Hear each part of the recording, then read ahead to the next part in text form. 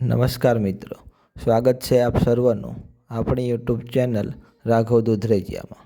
ઘણા બધા મિત્રોનું કહેવું હતું કે TAT higher secondary, TAT secondary, TET 1 અને ટેટ 2માં ઉપયોગી થઈ શકે તેવા વિડીયો બનાવો.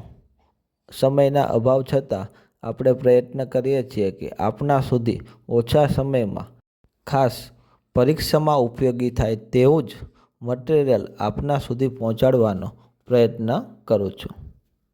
ઘણા બધા મિત્રો જે ક્લાસીસ જોઈન્ટ કરી શકતા નથી તેવા મિત્રો સુધી આપણું આ મટીરિયલ પહોંચે અને ભવિષ્યમાં પોતે પણ એક સારા ઉત્તમ શિક્ષક બની શકે એ હેતુ માટે આપણે વધુને વધુ લોકો સુધી આપણું મટીરિયલ પહોંચે એ માટે આપણી યુટ્યુબ ચેનલને લાઈક કરો, શેર કરો, સબસ્ક્રાઈબ કરો.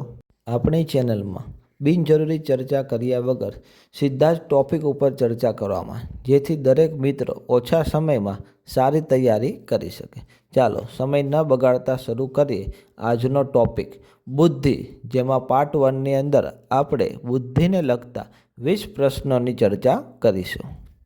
પ્રશ્ન પહેલો, બુદ્ધિ શબ્દ કઈ ભાષા પરથી ઉતરી આવ્યો છે? તો જવાબ છે સંસ્કૃત.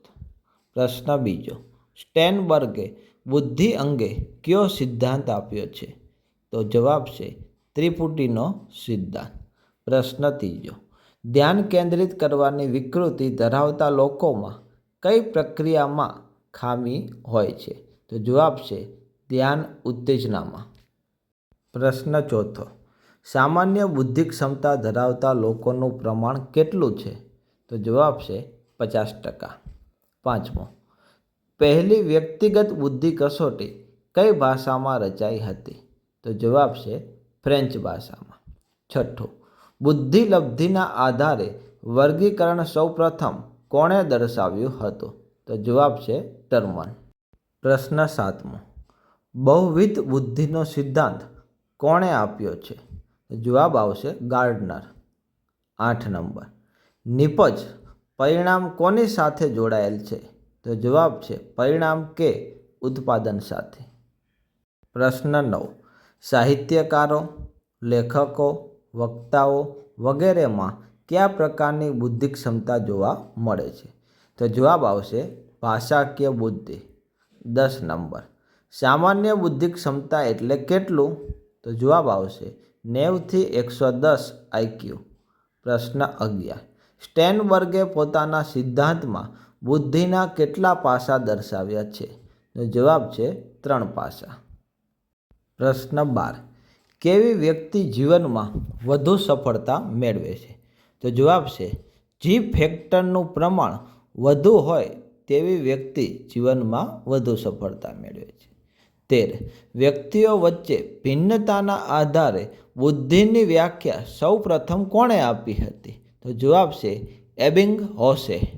14 નંબર, મુખ્યત્વે બાળકોની બુદ્ધિનું માપન કરવા માટે કઈ કસોટીનો ઉપયોગ થાય છે? તો જવાબ છે સ્ટેનફર્ડ અને બિને બુદ્ધિ કસોટી.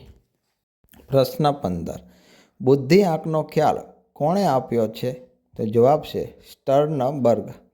16, કઈ બુદ્ધિને વ્યવહારિક બુદ્ધિ તરીકે પણ ઓળખવામાં આવે છે? તો જવાબ છે સંદર્ભગત બુદ્ધિ. 17, કેવી વ્યક્તિ બૌદ્ધિક રીતે મંદ ગણવામાં આવે છે?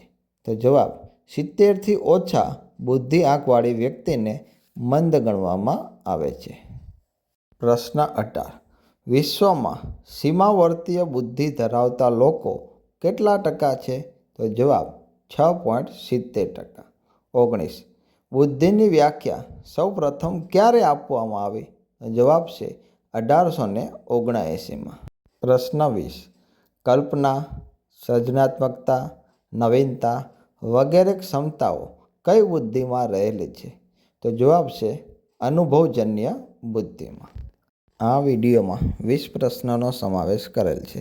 નવા વિડીયોમાં બને એટલા વધુ પ્રશ્નોનો સમાવેશ કરવાનો પ્રયત્ન કરીશું. ફરી મળીશું નવા વિડીયોમાં, જ્યાં બુદ્ધિને લગતા બાકીના પ્રશ્નોની ચર્ચા કરીશું. એમ ધીરે ધીરે આપના સુધી દરેક ટૉપિક પહોંચાડવા માટેનો પૂરતો પ્રયત્ન કરવામાં આવશે.